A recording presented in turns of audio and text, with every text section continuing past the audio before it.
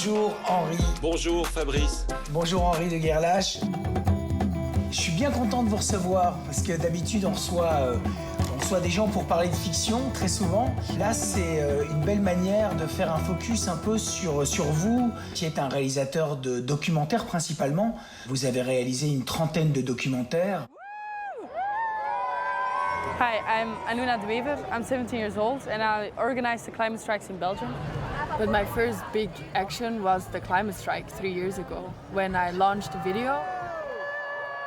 And then we went on the streets. Aujourd'hui, vous êtes là parce qu'on parle beaucoup de sorts de combat. J'aurais aimé, Henri, que vous nous fassiez un petit peu la jeunesse de ce très beau film et surtout de ce film assez utile. En fait, la genèse, comme souvent dans l'histoire des réalisateurs, un film en amène un autre. C'était la série documentaire que j'ai fait pour Arte qui s'appelait Histoire d'arbres, où en fait j'ai découvert l'histoire de ce séquoia magnifique là, à la frontière de l'Oregon, dans le nord de la Californie, et surtout l'histoire de cette femme Julia qui est donc restée dans cet arbre pendant près de 2 ans pour sauver la forêt aux alentours, et elle m'a émerveillé de son histoire et je suis rentré vraiment bouleversé de son récit, de son histoire extraordinaire.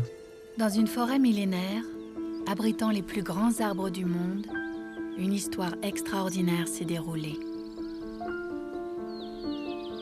Elle résonne encore aujourd'hui dans la mémoire collective. Et puis sont apparues les jeunes femmes activistes pour le climat, à l'instar de Greta et un peu partout en Belgique et ailleurs.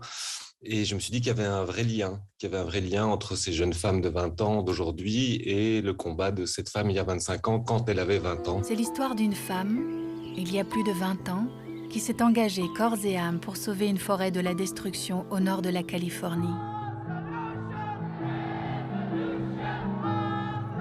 Comme un écho retentissant, des jeunes femmes partout dans le monde aujourd'hui se lèvent et rêvent, chacune à sa manière, de protéger le vivant de la destruction en marche. Moi, j'aimerais savoir ce que ce film vous apprend, vous, par rapport à votre âge, votre situation, et ce regard que vous portez sur des jeunes femmes de 20 ans. Disons que j'ai été frappé par 2 choses, par l'espèce de force de vie en fait que j'ai pu ressentir auprès d'elles, d'une part, et d'autre part la grande connaissance qu'elles ont aussi du sujet. Et ça m'a beaucoup impressionné. Enfin, voilà, moi à leur âge, j'étais pas du tout informé comme elles le sont aujourd'hui, quoi. Et elles ont une connaissance scientifique. Enfin, elles sont vraiment des porte-parole des scientifiques qu'on a oubliés depuis 30 ans, et elles connaissent les dossiers, même si certains critiques aiment beaucoup leur dire qu'elles doivent retourner à l'école. Tant de dire qu'elles connaissent bien leurs dossiers. Elles ont 20 ans, la vie devant, la force et la foi de leur jeunesse. Elles ont fait le choix de sacrifier ces belles années pour une cause qui les dépasse. Au début de son combat, Julia Butterfly avait aussi 20 ans. Son expérience d'alors éclaire le chemin de celle qui s'engage pour la planète aujourd'hui. Ouais, c'est difficile d'être condescendant quand on voit ça, hein. Je veux dire, au moins votre film montre des jeunes femmes assez pointues, chacune dans leur domaine, qui sont des rêveuses, mais qui sont très concrètes, très en réalité avec la vie. On a parlé beaucoup ces 4-5 dernières années de ce sujet-là. Grâce et à cause d'elles. Enfin, c'est elles qui ont mis ça au premier plan. Et donc les choses ne bougent évidemment pas assez vite à leurs yeux, mais les choses bougent. Et c'est assez extraordinaire de sentir ça quand on est près d'elles. Oui. Voici leur parcours entremêlé, comme les racines des arbres qui communiquent entre elles, comme des sœurs qui se connaissent sans le savoir. J'ai encore une question par rapport à Cécile de France, donc qui raconte un peu pendant tout le film. Cécile a été facilement convaincue par le projet. J'avais évidemment envie de quelqu'un qui ait une certaine aura, une notoriété pour pouvoir porter le film et en faire parler, etc. J'ai un peu réfléchi, cherché, et puis l'idée de Cécile de France est arrivée assez naturellement. Parce que, pour 2 raisons. La première, c'est que c'est vrai que je sais qu'elle est assez engagée sur cette thématique sans en faire du tout de publicité. C'est discret. En fait, je lui ai envoyé la maquette du film avec ma voix à moi. Enfin, c'est comme ça qu'on fait d'habitude. Et en fait, elle m'a tout de suite répondu en disant je suis en tournage, mais ça m'est égal, je vais trouver un jour off, je veux faire ce film, je me débrouille, on va trouver une journée, et ça s'est trouvé très vite. Et elle avait envie de le faire, elle voulait le faire parce qu'elle sentait qu'elle était à sa place en défendant ce film. C'est une très, très, très bonne comédienne, donc ça a été très vite, très bien avec elle, ouais. Alors, qu'est-ce qui va se passer pour le film?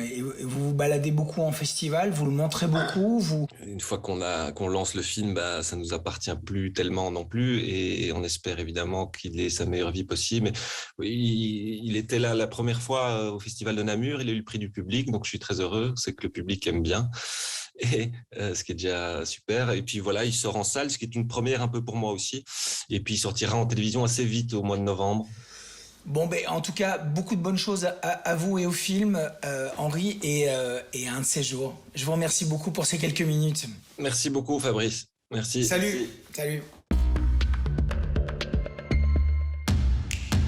Coup de maître, coup de patte, coup de main, coup de feu, coup de foudre ou coup de mou.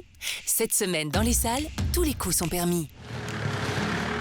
Uitați acasă și n-ai de ce să-ți mai fie frică. Nu tata, ce ai văzut în pădure? Ceva rău, zice. E ceva de muncă? Nu prea. Au, dacă te interesează, căutăm brutari noi. Honnan jöttek? De unde sunt? Sri Lanka. Na, tehát nekünk semmi bajunk ezekkel az emberekkel, legyenek boldogok a saját országukban, de nem a mi pékségünkben, mert beteszik a kezüket a kenyérbe, és azt megeszik. Csináljunk egy listát, írjuk alá mind, akik itt vagyunk, hogy utasítsák ki őket a faluból. Ça craque en Transylvanie. Lauréat de la Palme d'Or pour 4 mois, 3 semaines, 2 jours, Christian Mungiu explore cette fois les angoisses d'une communauté de villageois secouée par l'arrivée de réfugiés sri-lankais. C'est bien ici pour M. Kinsler? Oui, c'est ici. Vous êtes? Son ex-femme. Je vais le mettre dans le fauteuil, comme ça il n'aura pas à marcher. Ce qui était terrible pour lui, c'est de se rendre compte que c'était son cerveau qui se détraquait. Parce que toute sa vie, il l'avait consacré à la pensée. Moi, tu me vois? Ah bah oui, bien sûr, oui, je te vois. Et est-ce que tu peux me dire si j'ai les cheveux courts ou longs? Il pourrait être long. Lumineuse ou obscure, les choses de la vie. Le cœur de Léa Seydoux balance entre amour et peur de la mort dans cette autobiographie émouvante signée par la réalisatrice de L'Avenir, Ours d'argent à Berlin en 2016. Dis-moi, petite souris, comment oses-tu venir ici? Mais où vas-tu, petite intrépide? Je veux aller chercher la fleur de l'Himalaya. Ce machin-là, c'est pour faire un bagage. Mais c'est un ukulélé. Un ukulélé quoi? Oh mon ami, et laisse-toi aller. Et ce rythme-là va t'emballer. Tu as du rythme, toi. Tu n'essayerais pas de m'enchanter? Ne l'oublie pas. Pas tout près, l'Himalaya. Mais quand on a la chance d'être encouragé par Arnaud, Alice Anderouf ou Agnès Jaoui, on devient capable de déplacer les montagnes, même si on est une petite souris belge. Tu vas nous raconter quelle histoire? Celle que vous voulez. Je voudrais qu'elle se passe en Égypte. Non, au Soudan. Non, au Maroc. Non, en Auvergne. Ceux qui n'ont qu'une histoire n'ont pas beaucoup d'imagination. L'Égypte antique, l'Auvergne médiévale ou l'Empire ottoman du XVIIIe. 3 contes, 3 époques, 3 univers. Le célèbre papa de Kirikou signe une nouvelle épopée haute en couleurs, menée tambour battant aux 4 coins de la planète.